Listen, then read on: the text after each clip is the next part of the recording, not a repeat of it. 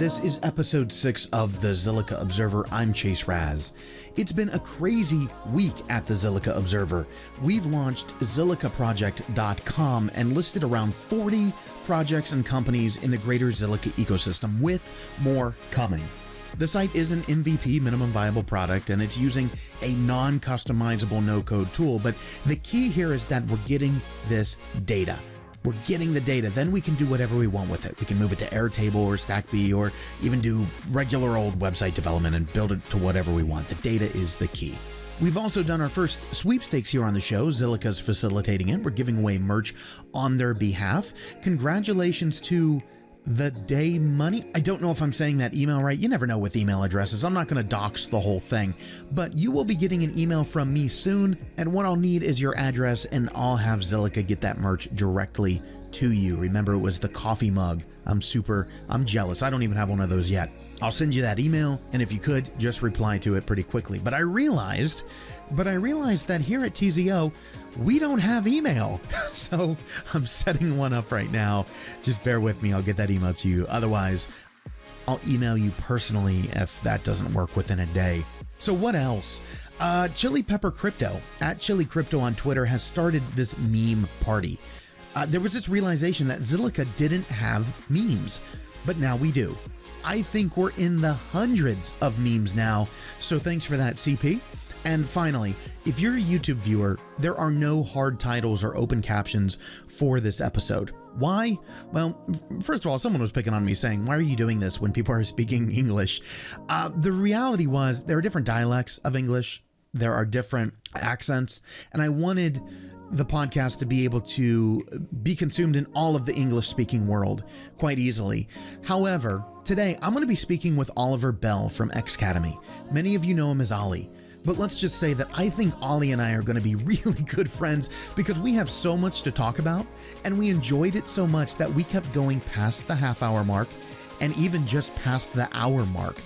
I simply don't have the time to correct the AI transcription for that much text and keep to a production schedule. So let me know if this works for you. Let me know if you even noticed they're missing other than me calling it out. All right, let's talk to Ollie and then get ready for the next merch giveaway at the end of the show and my final thoughts for the episode.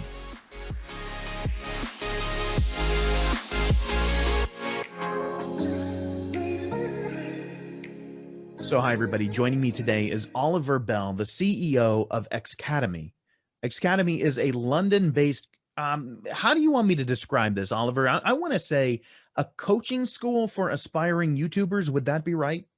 I mean, it officially started off as the world's first YouTube academy. So obviously, you know, if you want to be a lawyer, you go to law school. If you want to be in the army, you go to an army camp, right? But where do you go if you want to be a YouTuber? And it's actually the most wanted job in the world, I think, by an under 26-year-old in every single place in the world besides China. The most wanted job there is to become an astronaut. I wouldn't mind that, to be honest with you. I wouldn't mind that at all either. No, so we, I mean, it started off as an online education portal by some of the UK's biggest YouTubers.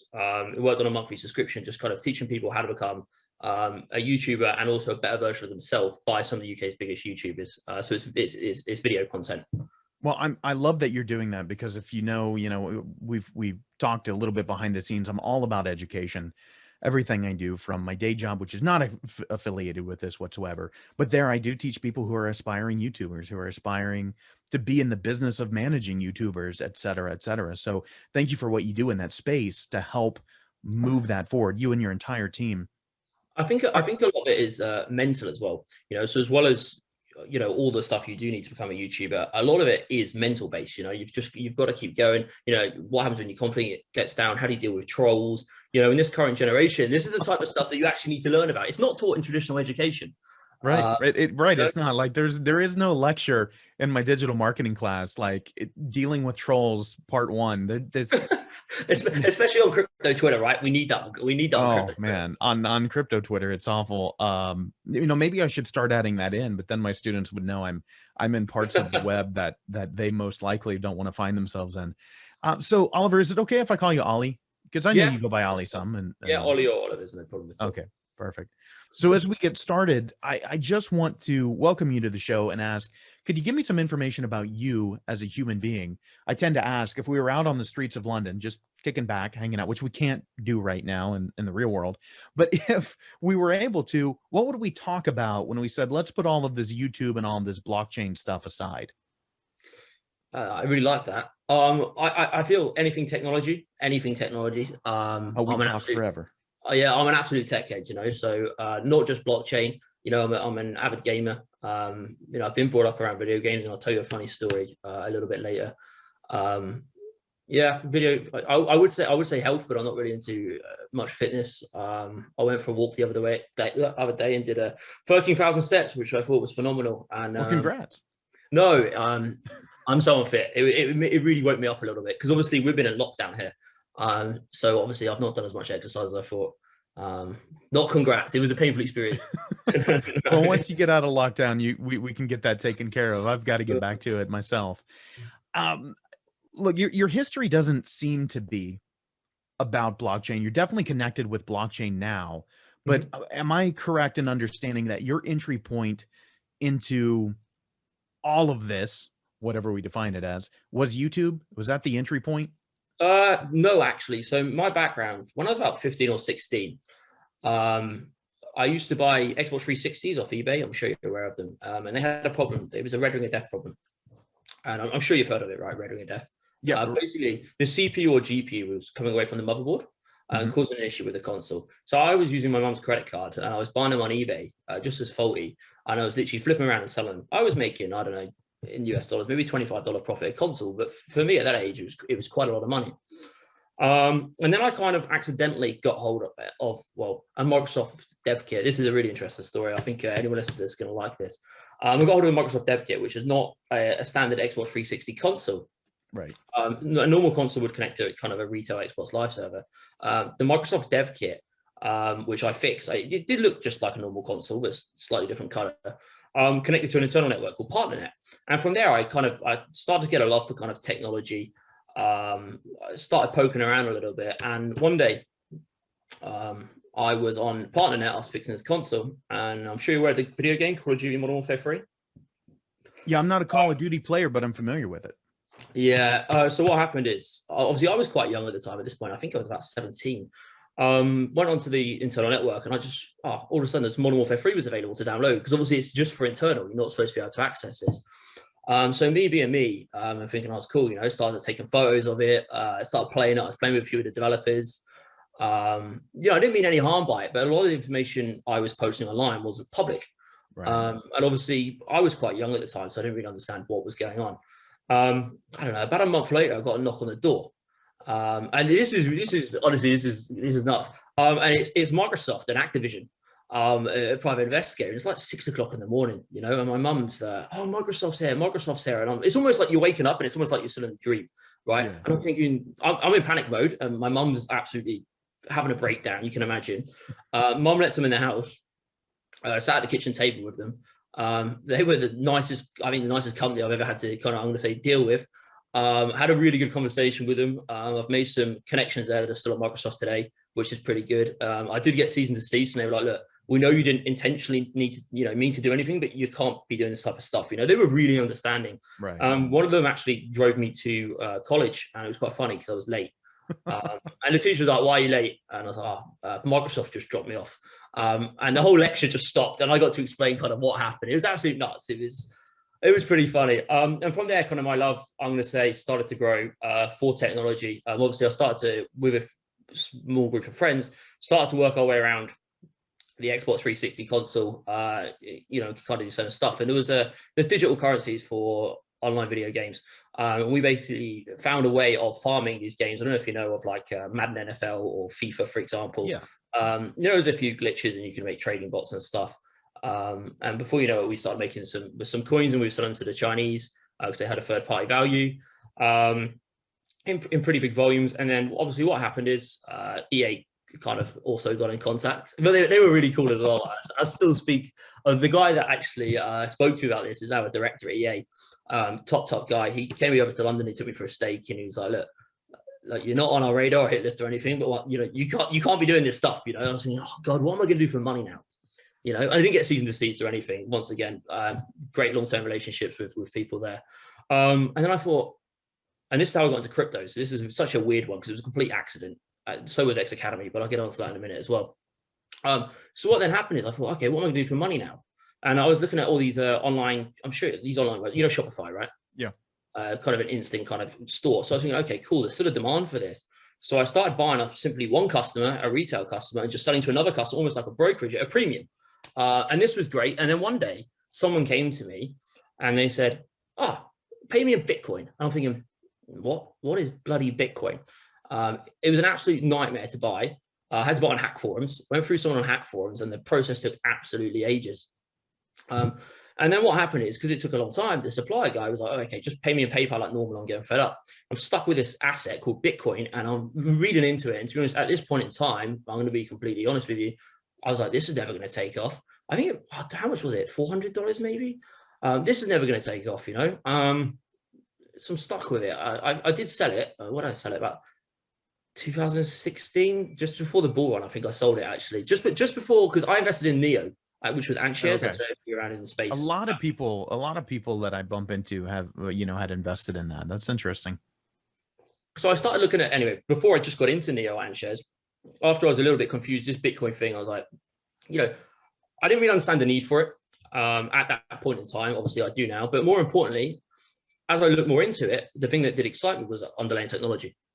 You know, this blockchain technology can make everyday businesses more efficient, more transparent, and any technology that does that is going to become adopted and worth quite a lot of money, right? That's an emergent space to be in. So that's where I obviously invested in. I had some Ethereum early. I had some Ant shares, which then rebranded as Neo. All my friends thought I was absolute.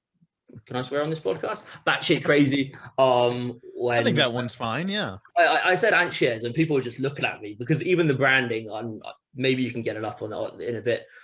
It was just absolute nuts, and it was, I don't know, $1 back then, just under $1. Obviously, then they rebranded as Neo, which, you know, came kind of a smart economy. A few people started building on it, but obviously it had the same problem. As I'm going to say, Ethereum is now. You know, scalability is a massive problem on Neo, and that's, you know, I got out in 2017, but that's how I got into crypto originally. And I obviously started then growing a following because I was dealing with a lot of friends that had, I'm going to say, decent following on social media. They were retweeting my tweets. And before you know it, I was tweeting what I was buying, and people were almost just flocking to follow me, and you get messages and stuff. So it was a complete accident to get into cryptocurrency, to be honest with you. What about yourself? You know, as you say that, I'm thinking in my head, I relate to that. It was a complete accident that I got into cryptocurrency, and this was not on the professional plan at all. So yeah, some similar story there. What interests me is, how do you take a jump from there? Which, by the way, when I was 16, making money online, you know what? Let's go ahead and shut that conversation down. No, I want to hear it now. I want to hear it. There are people, maybe we'll talk off. It was you know, when I needed family members to cash the checks, it was how am I going to explain this company name? That's the trouble I have. Wait, I want to know what the company name is now. Not on air. So no, I'm gonna leak it on Twitter after the podcast. It was one that I had to find somebody that would let me not only work, but work on what was available on the web on the time that I was 16, and wouldn't require a social security number here in the US for payment. You know, I'm really trying to work this out in my head right now. I don't have a chance, but I'm trying. You'll get there. But you know, what's funny is when we talk about in class, sometimes we'll talk about, you know, alignment of a tech position to digital natives. And we talk about that in the business space as well, when we're looking at MarTech or BizTech or something like that. We look for digital natives, and what happens is all of these people, just because of their age, come in and they say, "Oh, I'm a digital native. You know, I've always had a cell phone. I've always been online. I just want to pause and clarify what we mean right now is you, right? You're the digital native." Like, and there's a specific moment I'm pointing out, is when you said, you know, you had the second company knocking at your door, and you thought, well, what am I going to do for money now? Yeah, that's what we mean. For me, and I went into panic because, you know, for my age, I wanted the latest game consoles. I was buying the latest games, you know, and I was like, you know, I was one of the car and stuff, and I was like, what am I going to do? And it almost stopped me sleeping at night, to be honest with you. I kept thinking in my head, you know, how can I still carry this out type thing, you know? But obviously the answer was kind of right in front of me, because why not just build kind of a brokerage where you can buy off one customer and sell to another one, you know, make a markup on it. Yeah, it's quite a saturated space now, but we were one of the first that was operating. Yeah. But what is the jump off? What is the crossover into YouTube? How did that come about? Okay, so when I'm going to selling these digital coins, which FIFA coins, for example, right? Obviously, Joel, who's my co-founder of Xcademy, and a lot of the other big UK YouTubers, I built a relationship with, because when I built this this brokerage or this Shopify website, I was paying them to promote my website, because obviously, you know, they were making FIFA videos. And what I was doing is selling coins. So in theory, that was a perfect audience, you know, to kind of get access to. So I was going to these YouTubers who are obviously paying for coins out of their own pocket to, you know, to make exciting videos, because obviously, you know, the more coins you have, the better players you can get, and the more excited people get, because, oh, this is rare. And that's how I kind of build a connection with a lot of the YouTubers, to be honest with you. That's not really how Xcademy is formed. I can get onto that if you want to, but that was also an accident. I love it. But that's how I made the YouTuber connection. If you, I can tell you how we got involved with Xcademy if you want. Yeah. Oh no, absolutely, absolutely. I do want to know that. It's been a bit of a roller coaster. So obviously, as I was getting into blockchain and stuff, I don't do much public speaking, but one of my friends who you'll see on the Xcademy advisory board, his name is Lee Parsons. He's behind a company called Dito Music, which is behind Ed Sheeran, Stormzy, some big artists. And obviously, I think the music industry, from a technology standpoint, is quite far behind other industries. So I got invited to speak at an event in Seville with him, and this was the first time I've ever done public speaking. And as you'll probably tell from listening to this, I speak quite fast sometimes. So I was a little bit nervous and stuff, blah, blah, blah, blah. Went over there, did the event. There was like Ticketmaster there, and it's quite funny because all these big companies were like, blockchain is not a threat. And then I was using, I don't know, just for example, was like to Ticketmaster, why you needed when an artist can just do a smart contract on the website. And this was years ago now. You know, I can come on Lady Gaga's website, I can just get a ticket, I can swap my money for a ticket instantly. Why do I need this third party that's taking big commission and stuff? Oh yeah, we're looking into it. And I was thinking at this point, I was thinking, these big boys, they're not understanding what they're missing out on here, you know. Anyway, so I was on the way back, and obviously because I had this history of e-commerce websites, every Black Friday I'd also do, I'm going to say, a quick pop-up store. And these quick pop-up stores, by the way, cheers to that. Cheers to that. I've got wine. I cheers to that. I guess you could. Literally trending products. So, you know, for example, segways, fidget spinners, whatever was kind of trending at the time. And for the first time ever, I didn't have a Black Friday store. So I'm sitting in Seville Airport, and it was actually, I think it was my birthday. It was the 23rd of November, about 3 years ago. Sitting there, and I was thinking, this is really sad. For the first time, I don't have, you know, something for Black Friday. So I sat there on the departure lounge, going through my phone, thinking, who can I call, or who can I work with, and what can I do? And I come across Joel, who's the co-founder of Xcademy. I ring him up, and we're like, oh, what I say to him, what do you think about, you know, the world's first YouTube academy? You know, let's just make a quick buck almost by selling, you know, 4 or 5 videos for £30 or $45, $50, one-time purchase. You know, and that's that, you know, Shopify website again. I think the website might still be up, youtubeacademy.co.uk it was.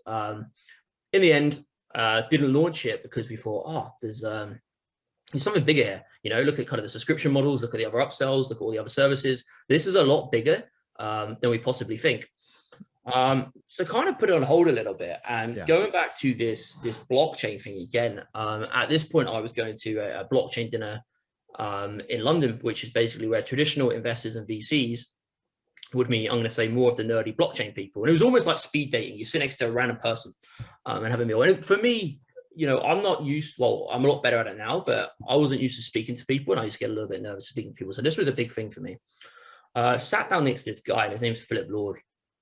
And he had a mining, he's a VC, and he's got a big mining company. I can't exactly remember where. And I had a mining company in Norway at this point in time. So obviously we had a connection there, started speaking about the market, blah, blah, blah, blah, really got along. Gave him my phone number, didn't think any more of it. Went for a pretty big night out in London, with Joel. And Joel, if you listen to this, Joel does not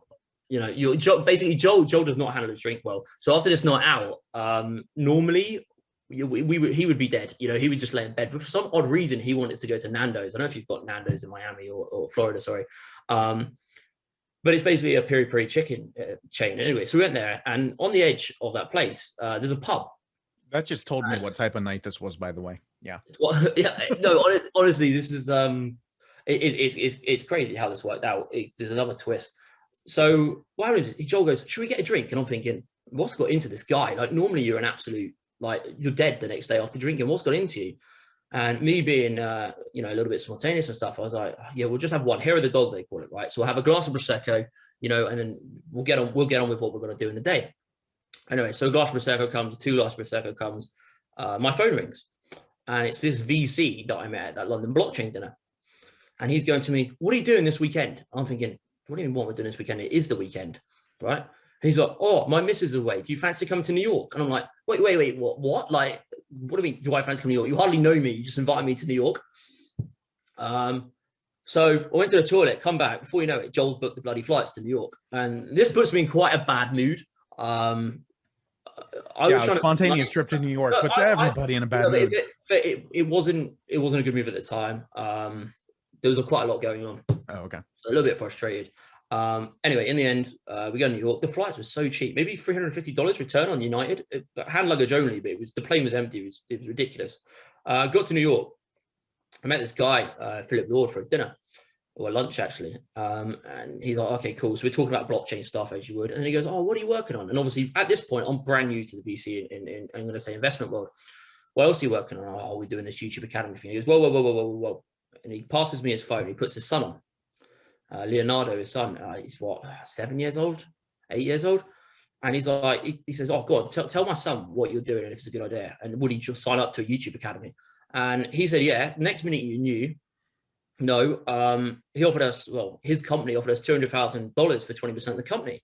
And at this point in time, I'm going mental because for me, this is absolute nuts, right? At this point in time. Well, you know, you probably also had him because you didn't, you know, just purely automatically go, oh, and here's my pitch deck. Let's take a look at it, right? Like he actually helped. So after that, basically what happened is he was part of a public listed company in Australia. And this is where the money was going to come from.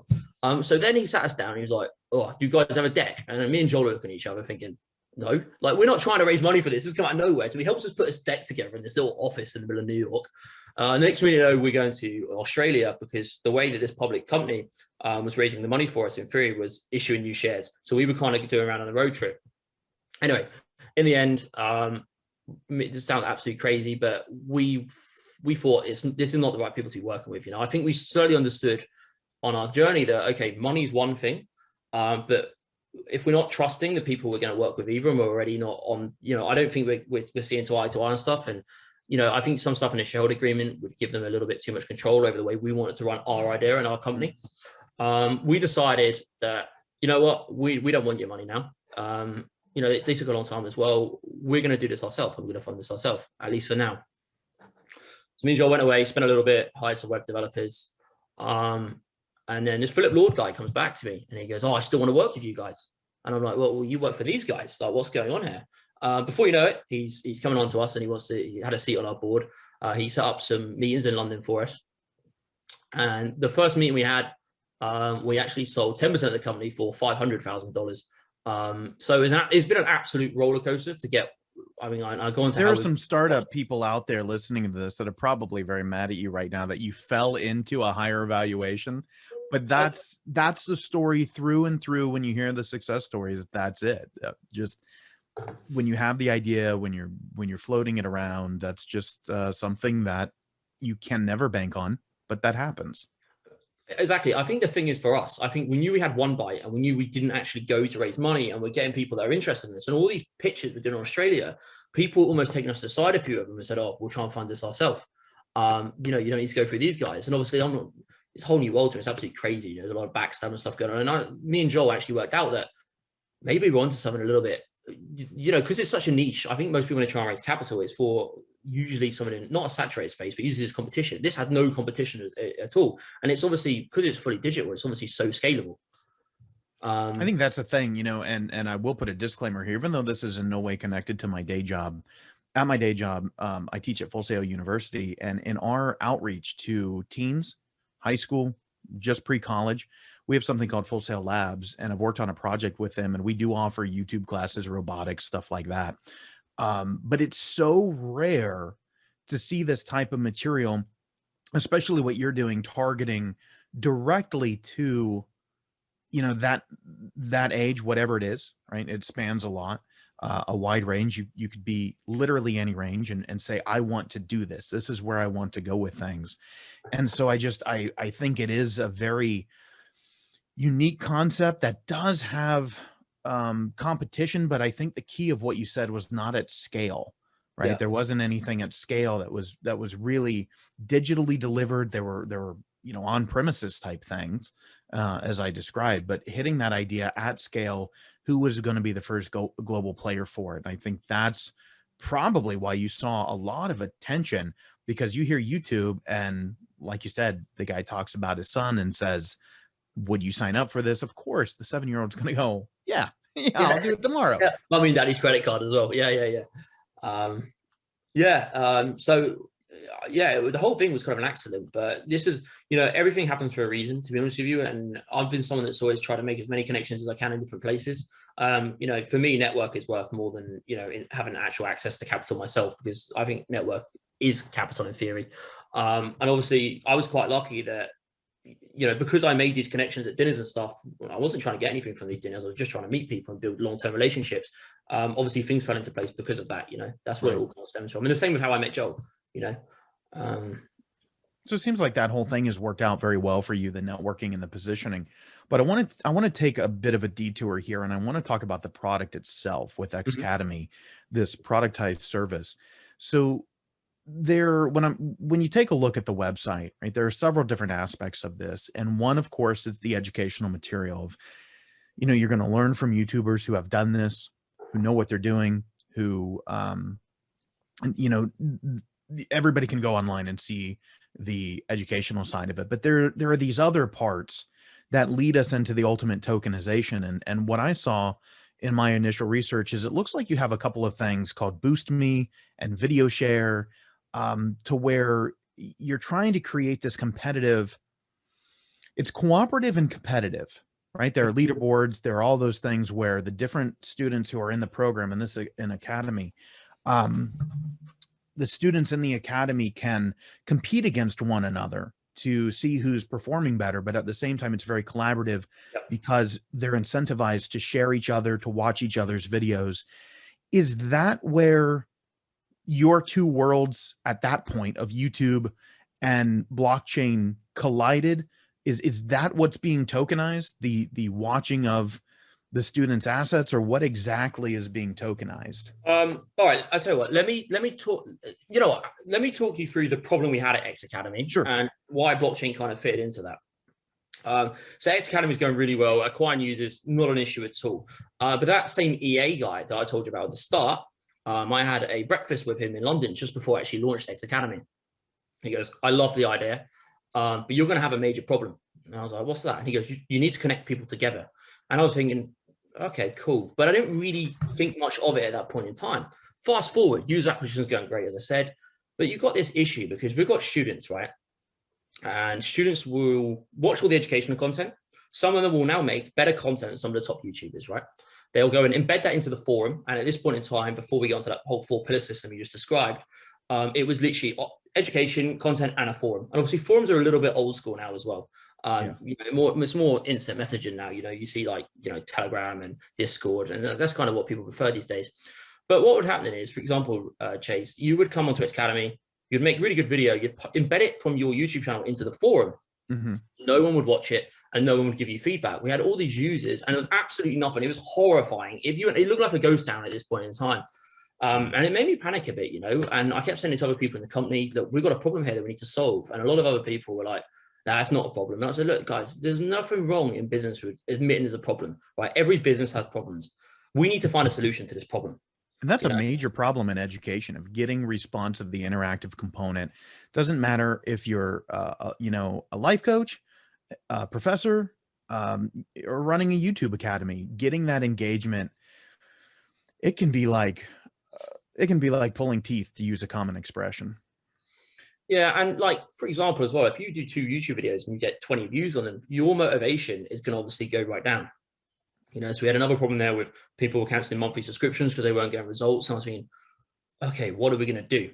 So I called at this point. Because that YouTube algorithm is a beast when you're first starting.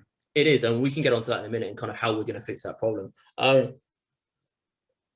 Sorry, really long day. I've got to enjoy my wine. So basically, I called someone up from Zilliqa because obviously, you know, I'm pretty well connected with the Zilliqa team. I've been in Zilliqa since private sale and since ICO. And I call someone up and I say, listen, you know, tell me if this is a bad idea and this does not make sense. But I said, based off Brave and BAT, basic attention token, they reward people for consuming adverts. Why can't I reward people in a token if you now come onto Xcademy's platform, for example, Chase, and you post your video and I watch 80% or more, and watch time is the main component of the YouTube algorithm. There is other bits to it, but the main one is watch time. I watch 80% or more. Why can't I get rewarded in an Xcademy token, right? If I give you good feedback, why don't I get rewarded in an Xcademy token? And obviously this token has some sort of financial value, which then means obviously if we then go into the 4-pillar system, as we realize as well, we need more to help our students than just content. You know, I think the Grow Me or Boost Me is a marketing tool, for example, connected to Google AdWords API, just an example. You know, why not, if I'm watching your content and I'm giving you feedback and I let this token balance build up, I can then go and redeem that to promote my own video through Google's paid advertising through our wizards, because people don't know how to use paid advertising. And that was the initial concept behind solving the engagement issue. It wasn't actually to be on YouTube directly at this point. It was actually just to be with an Xcademy. Because obviously we did a few tests and we started using Amazon vouchers and stuff like that. I know a little bit more value, but we saw a huge uptick in engagement. So we got on the call with Zilliqa again, the whole Zilliqa team, or most of the Zilliqa team, were on the call, and we're like, okay, cool. We made a deck together. We're like, okay, how are we going to fix this? And this must have been over a year ago now. This has taken a lot more time than I thought, because there's lots of barriers and stuff to overcome. So then what we thought is, okay, cool. So this is cool in the Xcademy platform. Why aren't we doing this outside of Xcademy? Why does it have to only be an Xcademy? You know, look how big YouTube is. It's the biggest second biggest website in the world, I think, the second maybe. Okay, cool. So we thought, all right. So Chase, now you're a YouTuber on YouTube. You are not an Xcademy student. Well, I guess you've probably heard of Xcademy, but you know, we can pretend, right? We'll pretend. Yeah, you're not a student. So then what happens is you come to Xcademy, which is not the Xcademy actual login you normally see. There's like a portal. And you can say, okay, cool. My name's Chase. I'm making really good content. I've got about 50,000 subscribers. I'm not too sure where I'm going with this content, because I need to still do I'm going to say more regular job. I can't put my full focus on this. I don't know the monetary value. I don't know how I'm going to earn off this. And I'm a little bit confused with it. So you come and you go, I want to tokenize myself. Okay. The Xcademy community, Xcademy token holders, there's now governance that occurs, and they go, okay, should we let Chase tokenize itself? Okay, they vote yes. Now what happens is a billion tokens, for example, a billion Chase tokens are then issued, okay? And it goes into 3 pots. One pot is Chase's pot, which these tokens are vested. And I'll get onto that in a minute. One pot is a viewer pot, and the other pot is an Xcademy pot. Now, as you grow, the Xcademy pot is burned. And obviously, as you reduce the supply, in theory, it just should be more demand, right? I can't talk too much about price speculation. But at the same time as well, the Chase pot is vested, and these tokens that you have that are vested, obviously, you're probably thinking, where does the value come from right now? The Xcademy community also votes, okay, cool. So if Chase gets another 5,000 verified subscribers this month, he's going to unlock X amount of Chase tokens, which obviously you can then liquidate if you wish to. And you kind of have a little bit of direction of where you're going to set unlocks and what you're going to get. And kind of, you know, if I hit this goal, I'm going to get this, which is great incentive. And there's also a viewer pot. So Chase, you tell your viewers to download the Xcademy plugin or to download the mobile application for Xcademy. Your viewers then make a free Xcademy account in the plugin or on the mobile app. And now every single time they watch your video on YouTube, 80% or more of it, because obviously that's going to put you into the algorithm, which solves this whole growth problem we talked about at once, because you'll be suggested to more people. They get rewarded in a Chase token. People can buy and sell Chase tokens depending on whatever reasons they want. People can also use Chase tokens to buy merchandise, buy shout outs, because there's obviously a big gap here between, I'm going to say, content creators and also fans. You know, there is a huge gap, you know. I mean, you see kids all the time, or people run up to their favorite content creator, what photos, you know. The closer they can actually get to the content creator, the better. So you can basically use that native content creator token now to buy certain to buy or redeem against certain services with your favorite influencer. Obviously, people can buy and sell them. We have influencermarketcap.com, and I'm sure you can see where we're going with this. So these Chase tokens are all tradable in a decentralized exchange, which is currently being built by Zilliqa, which will go into that plugin. Disclaimer: Zilliqa are building all of the blockchain technology behind Xcademy. That's our partnership. So obviously, people can buy and sell them depending, if they think you're gonna, obviously tokens are gonna, but if they think you're gonna grow, they can buy more tokens. They can also earn more tokens, because you're probably thinking, where's the liquidity coming from here? So obviously, because of this whole decentralized technology, DeFi scene we're going through, obviously liquidity pools is a major part of that. So now users, they don't need to know it's cryptocurrency. Why does it need to be really complicated? We don't tell them, you're putting money in the liquidity pool, right? Why is that? Why this is so complicated? Just, it's a loyalty reward. Right. I don't know if you did, but I grew up with Kool-Aid points, right? It's something like that. Yeah, and these users are probably familiar with game credits and stuff, right? Like FIFA points, for example. Why does it have to be so complicated with all the addresses and stuff? We'll get into that shortly. So now, if I want to earn more Chase tokens by watching Chase's videos, I simply get my Chase tokens and some Xcademy tokens. I lock them up in a liquidity pool. Now, every single time I watch Chase's video, I'm going to get a multiplier on those tokens that I earn, right? Viewer wins. The whole market wins in theory, because we're basically developing a whole new market, because there's now liquidity, because the only trading pair, by the way, against Chase token would be Xcademy token. And obviously now there's liquidity in that pair. So now people can buy and trade your tokens freely. Depending on whatever, if they want to buy your services, or if they think, you're a good growth candidate for the future. So each token, each creator token, is floated only against the Xcademy token. That's correct. Yep. And obviously every content creator that tokenizes itself, in theory, is a new DApp on Zilliqa.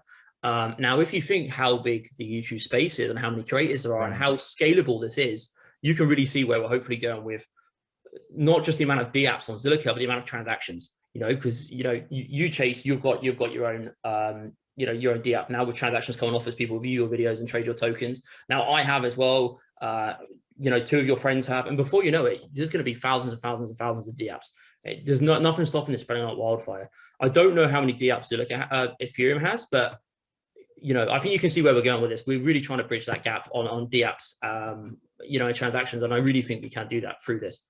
And I think that's an important part of understanding all of this, from, look, the token holder aspect, from the business aspect, from just the general interest aspect, that these DApps, these smart contracts that are running, if somebody wants to see a real world example of that running right now, I would just suggest go over to Mintable, go to zilliqa.mintable.com, and you can, each store you create is a smart contract that then holds the NFTs you're minting. Yeah. In a very similar way, it seems like, if I'm understanding correctly, that each YouTube creator, I imagine, are looking at applying this in other areas in the future, but you have that extension. Yeah, you've got each YouTube creator comes in, can get their tokens. They have to be, right, there's governance behind it, but they can be tokenized. That can float against the Xcademy token. And then you're really just building a marketplace for each content creator in and of themselves. Now, that Xcademy token, I think something that would be interesting or rather that token holders, Zilliqa token holders, would be interested in knowing, is the Xcademy token. Is that the main in and out to the marketplace? Is that where token holders would be able to go on an existing swap like ZilSwap and say, I want to buy into this, right? I want to put, I either want to take tokens out and hold them, or I want to put into the liquidity pool. Would that be an Xcademy token, or are tokens only going to be, not seen by blockchain token holders? Is this completely behind a wall? I mean, obviously on centralized exchanges, we cannot stop the content creator tokens. Obviously, it's off chain. The content creator tokens. So if Binance listed, I want to say YouTube name, but I want to be careful what I say. X person or X token, or let's say Chase. Binance list Chase token. You can trade that against any asset on Binance in theory, right? But in our decentralized exchange, it's not to interrupt, but there's nothing that the governance be able to stop that, or because it's blockchain and decentralized, anybody who has access to acquire it could technically list it, right? I mean, because on Binance, for example, every single transaction is obviously not going through that smart contract. That smart contract in the content creator token is the smart contract that I'm going to say limits the asset it can be traded against. Okay. So it's in the smart contract that you can only trade Chase token against Xcademy token, for example. Of course, there's nothing to stop them from saying we're going to take creator 1, 2, and 3, and we're going to bring them over to our exchange, but we're not going to take creators 4, 5, and 6. I mean, they can say that, yeah, they can pick and choose creators. And obviously, if we had some of the world's biggest creators on this, you could imagine some of the biggest centralized exchanges. I think we've seen with Chile's recently listing fan tokens of soccer clubs or football clubs, exactly the same kind of concept. Okay. You know, Yeah, I'm sorry if I took it too far in the weeds there. I just wanted a better mental model. You're fine. So the Xcademy token could obviously be traded against Zilliqa, and the way a user will cash out in the plugin will be from content creator token to XCAD to Zil to stablecoin. That will happen from a one-time transaction, though. You know, why does a user need to go on like a scary decentralized exchange and click all these buttons and stuff? It's too scary. You know, I showed it to my dad, and my dad's like, "Oh, what's this?" Right. You know, so that's obviously where the Zil part comes in, and obviously the more transactions on Zil, the more beneficial this is going to have to Zilliqa's performance, in my opinion. And so, will the content creators, they can, right, when they meet milestones?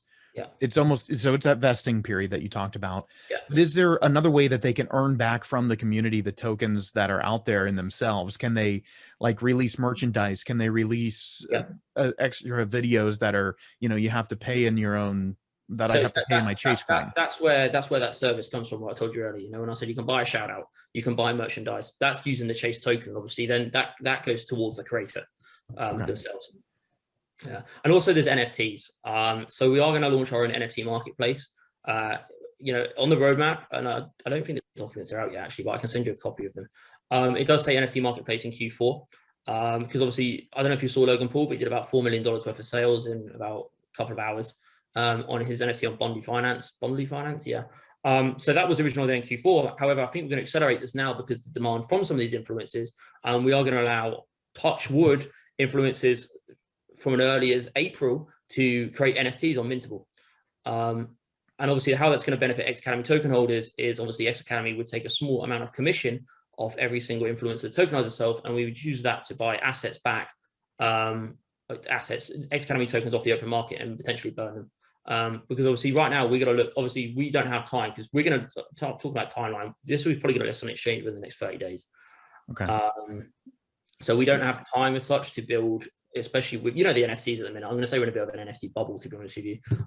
You know, I think NFTs do have a place, we can get onto that, but you know, you got bloody KFC and stuff making NFTs. Yeah, you know, I saw one Taco Bell, when how is it Taco Bell? And the way I'm describing them, and I'm not being pejorative in any way, but when we talk about the animated GIF style NFTs, right? Those, we're going to go through a bubble of those, and that's fine. It's just, I think if we're all grounded in it and know that we're going somewhere bigger, right? We're going somewhere that has more utility value, even though art is definitely going to be a core component of this, you know, so I'm going to be very careful where I tread here, but saying the animated GIF style NFTs, they're never going away, right? We have artists who can create awesome digital works, but like you mentioned, we've got KFC popping in going like, I haven't even seen theirs, whatever it is. I think it was Taco Bell. I think it was Taco Bell's, not KFC. Okay. Because that's what I saw. It was just basically the Taco Bell logo and a couple of colors like shifting. That was it. Oh, okay. That's right. I get it. Buy them for novelty. They'll probably have a resale value because someone will go, oh my goodness, do you remember when Taco Bell did this? But getting to, I don't know how much down the philosophy path you're willing to go, but I wanted to circle back to this plugin for just a moment. Mm-hmm. One of the original questions I had behind the scenes was, you know, are you injecting some type of analytics script onto YouTube, which of course you're essentially doing on the client side through the browser. I'm going to go really technical here, through a browser plugin. So you basically have code executing in the browser that's modifying the browser's client-side behavior that's then reporting that information back to you. The alternative part of that question was, did you do that or did you build your own player? And so now that I have the answer that you yes, it's not. I think, you know, a lot of people in crypto, I'm glad you brought that up. A lot of people in crypto, right? Because it's obviously a new space.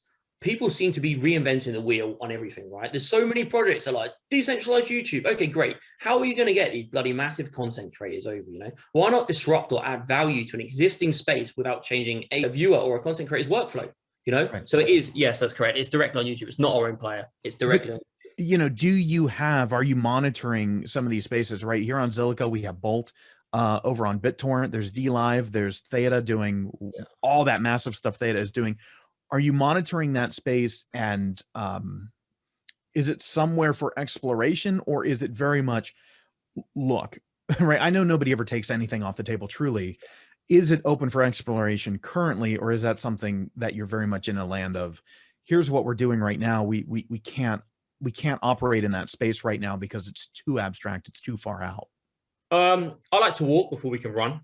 I do think, I mean, don't get me wrong, YouTube is not the only even social platform. You know, we've got Twitch, we've got Instagram. This token can plug into a lot of different places in different ways. I am up for exploring any other. You get much bigger market penetration faster that way. I just, for what it's worth, I agree with your viewpoint there.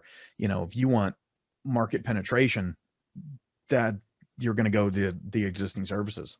But of course, there's nothing wrong, you know, and I need to explore. I'm aware of some of the products you said, but obviously I need to explore them further, you know. But if they start getting a decent amount of users and they come to us and say, oh, let's make a partnership, I'm open to discuss, you know, because why can't this content creator token be used across anything or everything? Right. You know, why does it just have to be on YouTube? But I think for launch, it will just be on YouTube to start off. But yeah, I guess in response to your question, we are aware of, I'm going to say, other even decentralized kind of YouTube type platforms, and, you know, the door's open. Good. And again, apologies for the philosophy part of it, but when we're thinking about the tokenization of, so the creation of these tokens, and there's some earn rate that you get from watching if you're a viewer. In your mind, this is truly a personal question, and maybe about your team and how you view these things. In your mind, are you actually viewing, or are you actually tokenizing the view of a piece of content, or are you more tokenizing the analytical data that is the lifeblood of monetization and optimization and business performance? Has that conversation happened to where it's, are we monetizing the view, the act of somebody watching, or are we monetizing the act of them giving us the information and letting us have the data to know what they're watching to what rate? Or at what percentage completion rate? I think this is more of a developer question, because I think this type of thing has popped up in internal discussions. There's a few things around what you're saying as well that's popped up. I'm not going to comment because I don't want to say the wrong answer, especially that I know someone's going to watch this afterwards. I don't want to give the wrong answer on that. Well, my secret is I no disrespect, but the developers are the last people I'd want to talk to about that particular idea. Oh, they're going to watch this now. You're in the doghouse. I'm in trouble now, but I understand why. Is right. They're engineering and they're executing on what needs to be done. And so most of the time in that land, right, when you're in a technical land, you're saying, here's the spec and here's what I have to make. I have to make the impossible happen. And how do I make it happen? I think I'm coming more from the position of,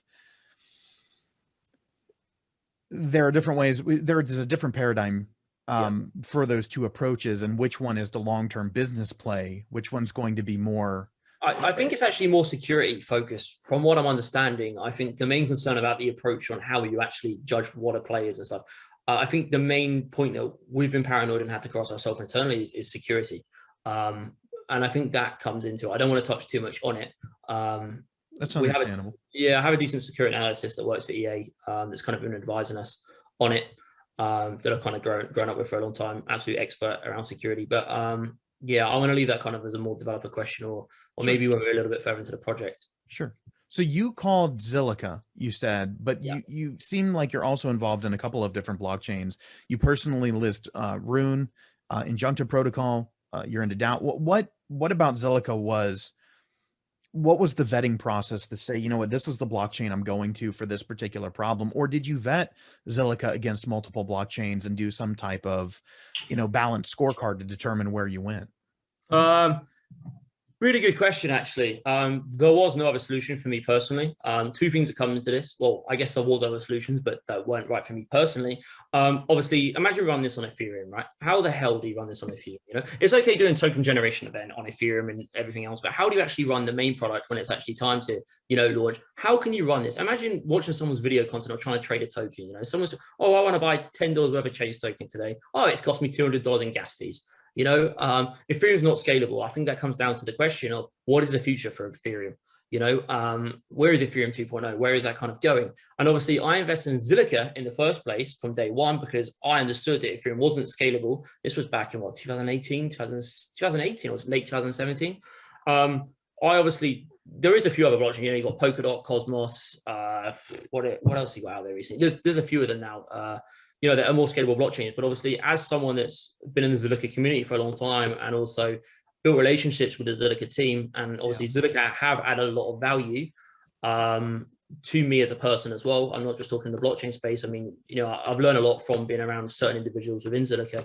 I don't think there was any other option for me, really. The community, the team, and so far working with Zilliqa, I think it's been absolutely great. I've enjoyed it. When it comes to growing the solution, though, with some of the other networks that I mentioned before, with Theta, with BitTorrent, BTT having DLive, with even Bolt here on Zilliqa, is there, or has there been talk about a multi-chain approach, or the need for a private chain, or is everything leading you to believe right now that Zilliqa is a network and can handle, unless something changes, can Zilliqa handle everything you're attempting to do right now? Zilliqa is one of the only blockchains that can handle every single thing. Zilliqa, very few blockchains are secure, decentralized, and can scale. Very, very few. Zilliqa, I think, is, like I said, one of the only few that can actually handle this type of application. I'm trying to think what else you just said in your question. I'd put them out there and then I let them go. I'm trying to think what else you said. No, cross-chain. To be honest with you, the token generation event itself will be on Ethereum. Then it will move over to Zilliqa at the end of Q2. And that's mainly because most people in crypto, if they want to buy the Xcademy asset, most of the liquidity is on Ethereum, and most normal people these days already are aware of Ethereum and know how to deal with the Ethereum. Obviously, the fees is an issue. And there's another reason why the token generation event, which I can't disclose yet, will be on Ethereum. You should see some news soon about that, but it will be on Zilliqa. Every single thing will switch to Zilliqa at the end of Q2, because obviously there's no way Ethereum can run this type of product. Right. What will that process look like for somebody who buys in on Ethereum? Will they notice, right? Because I imagine they're buying a token, correct? Yeah. And so that token, right, they're going to put it, and I'm sure there are parts you can't disclose of this, but I imagine they're going to put that token in custody somewhere. They're going to put it in MetaMask or whatever they want to put it in. What does that process look like when then everything moves over to Zilliqa? Is this something where the original sale is going to be towards, crypto folks who know the space, know what they're doing, know what they're getting into, know how to migrate a token when it, this is equivalent of going mainnet, but you're going mainnet to a different, you're just switching blockchains. Is that the original target, or is there some dynamic about this that I'm missing to where, somebody brand new in the space could say, hey, I've never done, this crypto thing before, but this is going to be my entry? Yeah. You know what? I think that's a really good point. Obviously, a lot of crypto projects are only based on speculation. Very few actually have proper retail users and can bring, I'm going to say, new growth into the space. Mm-hmm. This is one of the projects that can. So what it'll kind of look like is, I need to be careful what I say again, but I think the Ethereum bridge might be ready and out by the time we want to do this. And obviously users will just be able to, most of the tokens, so when you earn these tokens and buy these tokens through the plugin, they'll all be on Zil. And most of the tokens, unless people want to keep them on Ethereum, but I don't see why you would. I guess just for trading purposes for certain people. Most of the tokens will be obviously moved over to Zilliqa. Yeah, I think you're safe. I think you're safe because the official statement is end of Q2. And I do the cough thing because that is the official statement, right? Yeah. That we are perfectly safe making that claim. And this will launch on Zilliqa at the end of Q2. Zilliqa is already building all the smart contracts and stuff for the Zilliqa side already. Right. So yeah, most of the actual all of the actual activities, so consuming content, trading, even, I missed a key part. Within the Xcademy e-learning platform as well, obviously we're going to go a little bit more of a freemium model, and people that will be needing to purchase the token for the services, they won't even need to know it's cryptocurrency. So, this is all on Zilliqa, by the way. Every single, so if a normal user buys into cryptocurrency, they're not going to get a long wallet address. It's going to be pegged to their username, for example. A bit like Unstoppable Domains. I think you've got an Unstoppable Domain, right? Yes. Yeah. Yeah. A little bit like that. Several. Go over to Unstoppable. They're not paying for this. Go over to Unstoppable Domains, get a few domains. I love it because they're one-time payment, not every year. Oh, is that true? Yeah, I got into this with one of the folks over at the ENS, the Ethereum naming service, and I'm hoping to have said individual on the show in the future, but yeah, I kind of was throwing mud online and saying, well, you know, over at Unstoppable, it's one time. I At, wasn't aware of that. at least for what I have, it is, right? Maybe they have different classes, I don't know, but for what I have, it's one time. But every single thing. So if you go on Xcademy e-learning platform, you want to use a marketing tool, you're buying a token. You don't need to know it's cryptocurrency. Of course, there's certain KYC and certain limits on certain transactions. But that's every single thing. They are ZIL tokens. You know, watching your video on YouTube, ZIL tokens. Trading within the plugin, ZIL tokens. All the content creator tokens, ZIL tokens. The actual Xcademy token, the content creator tokens are traded against, ZIL token. It's just literally the token generation event that will be on Ethereum. So what can token holders in the Zilliqa ecosystem, you are one, you've been one for a long time, since the very beginning, you said, what can we do to help make sure that you succeed? And then of course, right, whatever that is, I know because of the way it's built, it also helps us succeed with whatever our goals are. Again, everything is speculative. We can't guess on prices and valuations and ratios and all of that. But in general, what are some of the behaviors that you would need from token holders that are mutually beneficial, hopefully in the long run? You know, I think, you know, you get all these people online at the minute, right? And actually, I want to compliment you here, because I think something you've done the last week, if I'm correct, it looks like you've got great design skills as well, by the way. We see all this moan from the Zilliqa community, right? Moaning about marketing, moaning there's no place to view all the products on Zilliqa that are all in one place. You know, this is the problem, right? People need to actually contribute to Zilliqa more in order to be a success, right? And the minute you get people moaning, but they're not providing a solution, and they're not taking care of stuff themselves, you know, it's in our best interest. This is how, you know, if you don't have a community is everything in crypto. If you don't have a community, you're kind of screwed, right? I mean, look what you've done this week, right? You've made as far as I'm concerned, you've made a page with all of the Zilliqa projects on, right? I don't even know the ones I know of. Yes. I don't even know some of those existed, by the way. I don't even know they existed. But my point is, you know, the community really needs to get behind Zilliqa and also Xcademy. You know, because obviously the more successful Xcademy is, whether that's introducing us to people in the network that we can make a partnership with, where it's YouTubers, where it's spreading the word about the project, you know, whether it's even coming to us and saying, oh, I've got an idea, why don't you implement this? You know, we're pretty open, and, you know, I think that's how innovation happens. You have to go and listen to a lot of people. But I feel like people need to take initiatives and actually take action themselves, you know, and I think that's, like I said, I think you've done a great job of making that website, and we're looking for a new designer if you're interested.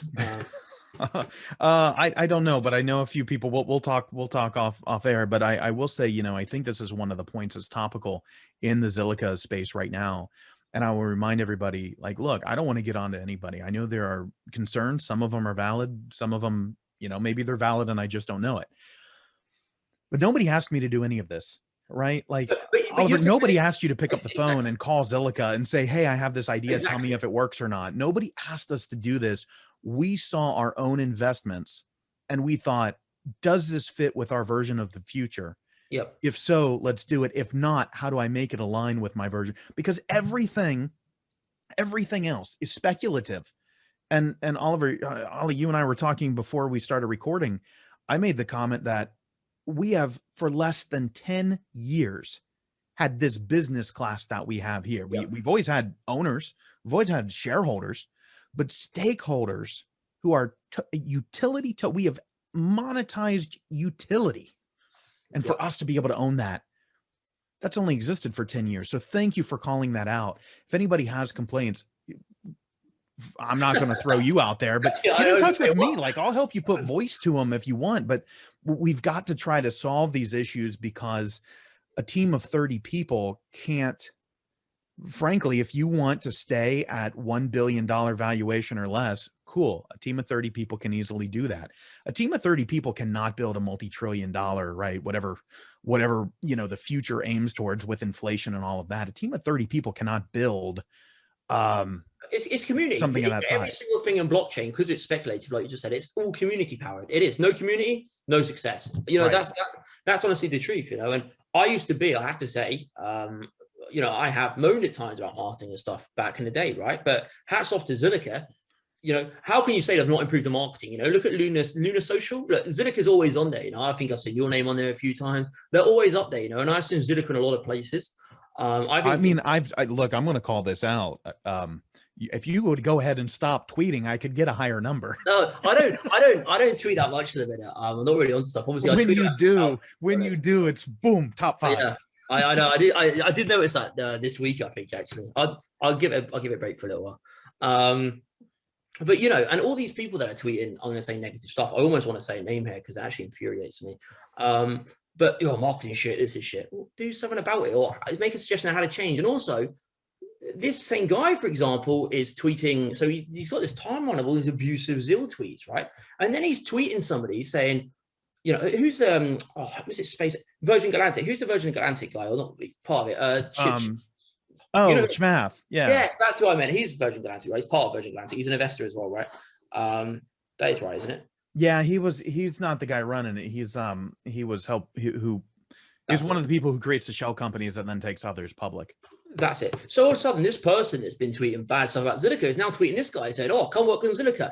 And I'm thinking, what's wrong with you? You're tweeting stuff 24/7 is negative, and then you're tweeting something like that. If someone looks at your timeline that's coming into Zilliqa or looking to get into Zilliqa, you're actually doing the opposite to what you want. You're actually causing more damage. Yeah, you know what I want to say to some of these folks, and because we're doing this to put a face on everything we're doing. Yeah. And these are real human beings behind that screen who have a concern, who have a pain point. And I don't want to diminish that, but it's, when I was in grad school, I complained about the school. We're doing this wrong. We're doing that wrong. You're not holding me to account for this. You're not giving me enough education on that. And they pulled me aside one day and they said, like, you're going to have a degree from here. Are you really going to go spread all this bad information about what you think we didn't do? Without blinking, I looked back and I said, no, this is internal information. This is what we talk about inside. This conversation doesn't leave these walls. Yeah. Because we can build the best institution there is. These are my concerns, right? Like, Nothing wrong with expressing concerns, but I think when you do it over and over again consistently about, Zilliqa can still improve marketing. You can improve any aspect of any business, right? Within reason still. It's impossible to reach that limit where you say, oh, we can't really improve much more, right?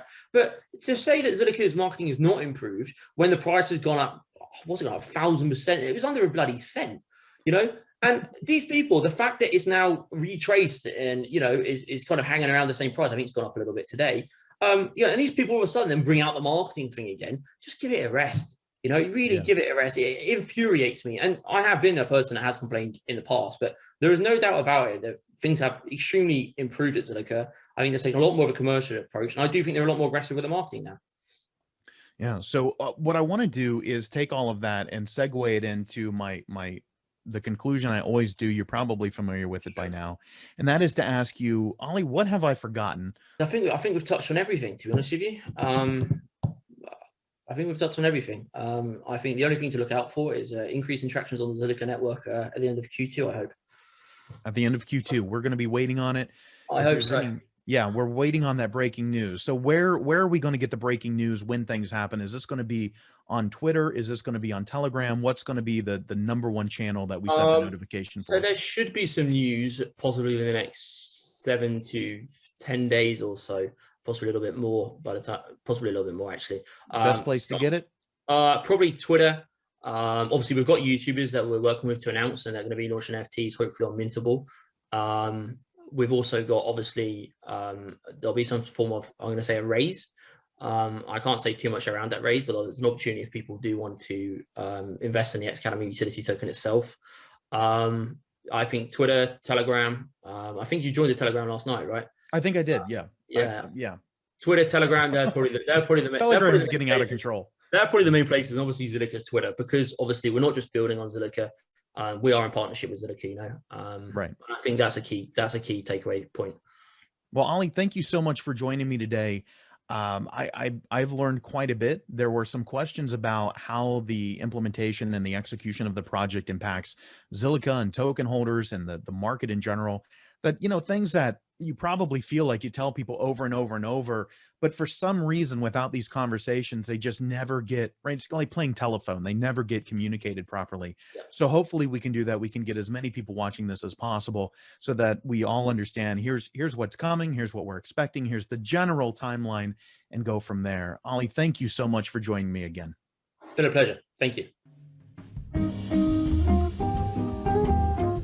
So again, congratulations to the first winner of our sweepstakes. I haven't been collecting names, so I will have to get that in the email, right? We're flying by the seat of our pants here. We'll figure it out as we go. But the second giveaway from Zilliqa is coming now, and just like before, what you're going to do in order to enter is you're going to have to go to Twitter. You'll find the tweet where we promote this particular episode. The first one, you should find it on March 11th, 2021, and you'll have approximately a week. You'll have to see the contest for specific details, but you'll have approximately a week to enter. Keep doing all of those nice actions inside the sweepstakes in order to increase your chances of winning, and then at the end, we will pull a winner again. This week, we're going to be giving away a Zilliqa hat, a baseball cap. You're going to love it. So you're going to want to do whatever you can to get as many entries as possible by interacting with Twitter, by interacting with our YouTube channel, by all sorts of things that are in the contest. Again, go to Twitter, find our tweet promoting this episode, and you'll find the link to enter the second giveaway.